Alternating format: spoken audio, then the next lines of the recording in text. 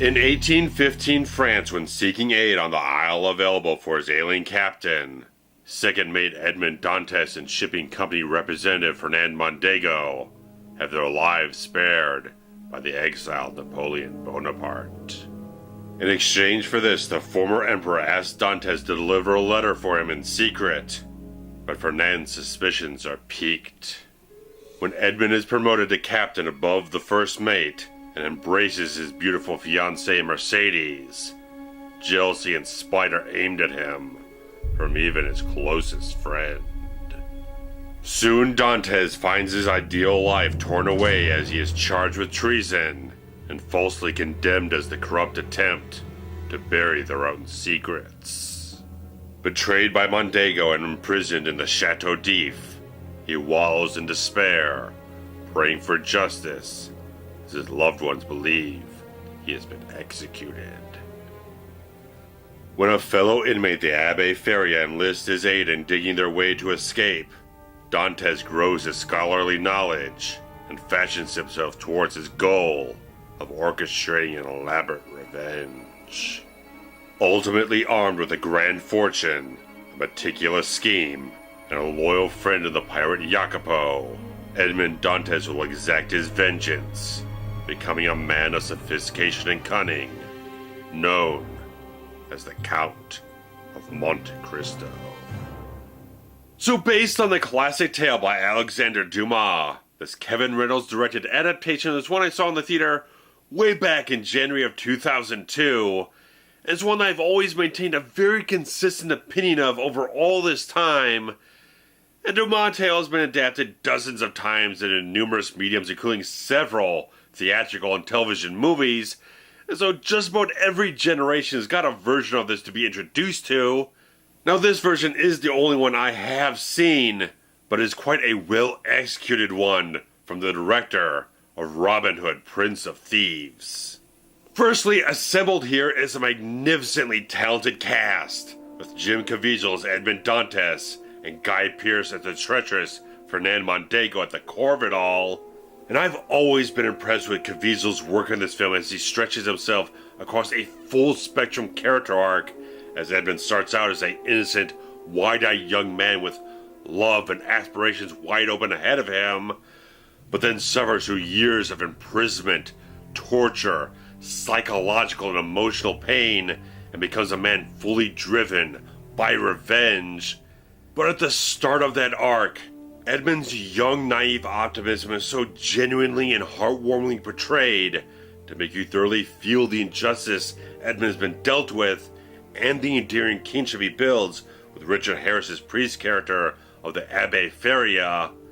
But later on, after he's escaped the Chateau d'If and begins building his revenge, you see the very damaged man that he's become, unable to sleep on a bed after years of having nothing but a stone slab to call home, and the scars on his back after enduring years of whippings at the Chateau d'If deeply convey the pain that is soaked into the fiber of this character. But even more torturous, though, is when Mercedes begins to realize that the Count of Monte Cristo is indeed her believed dead fiancé of Edmond Dantes, so clouded by his revenge he's almost unwilling to embrace her again, because his pain is all he's had for so very long. But in the guise of the Count, Caviezel demonstrates such class and charisma with a mature sensibility of sophistication, showcasing cunning at every turn, cleverly laying his plans out with mystique and suave charm. Caviezel suits every facet and phase of Dantes' development beautifully and intelligently. He layers all aspects of Dantes' journey into this textured performance with innocence, anger, conviction, but also the glimmers of hope and love still buried deep within him. I honestly believe it's one of Jim Caviezel's finest works, and this was the one performance that made me feel at the time that Caviezel could have made for an excellent Superman, had cinema history taken a bit of a different path. And coincidentally, it's extremely strange now to see a 17-year-old Henry Cavill as Albert Mondego in his first feature film role. And of course, Guy Pearce is such an incredible actor. And he is purely rich in his performance of Fernand Mondego, this man who has nothing but jealousy within him at first, and even years later, being with the woman he betrayed and deceived people to get, he is still not a content man. Bitterness and contempt heavily define his character, and the depth that Pearce brings to the role adds everything you need to make him a compelling and detestable antagonist. And at any point in time where Caviezel and Pearce share the screen, it is all the juice you need to propel this narrative forward on all of its emotional and motivational levels. And their climactic clash is an excellently crafted work of superb acting, wonderful cinematography, and rousing swordplay. And joining Dantes in his vendetta is Luis Guzman's pirate character of Jacopo, who Dantes spared the life of, and thus gained an indebted friend in the process. And Guzman does such a stellar performance, adding so much humor, wit, and heart into the mix, trying to bring perspective to Edmund's obsession and tether him back whenever possible. So he's just another richly talented actor who brings a lot of quality, a lot of flavor and balance to the story at the absolute perfect juncture.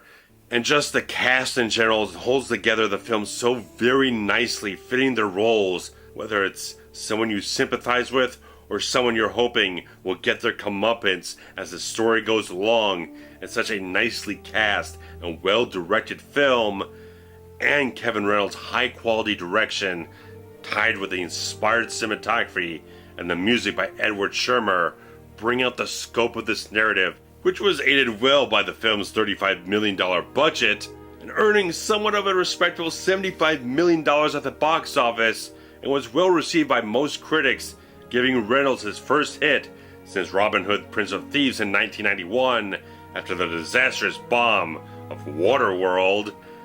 And the tone and vibe throughout this film is so solidly consistent, driving home a dramatic tale that maintains humanity and heart at its core.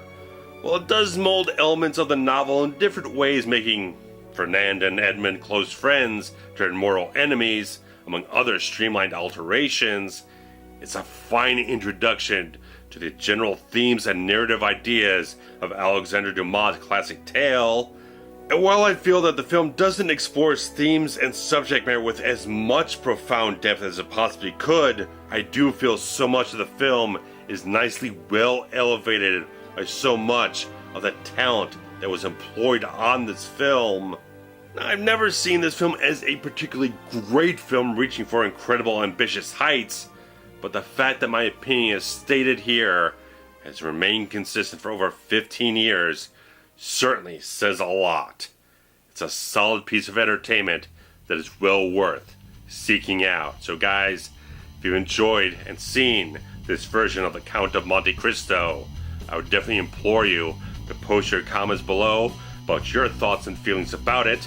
So guys, thanks for watching. Take care. Bye bye.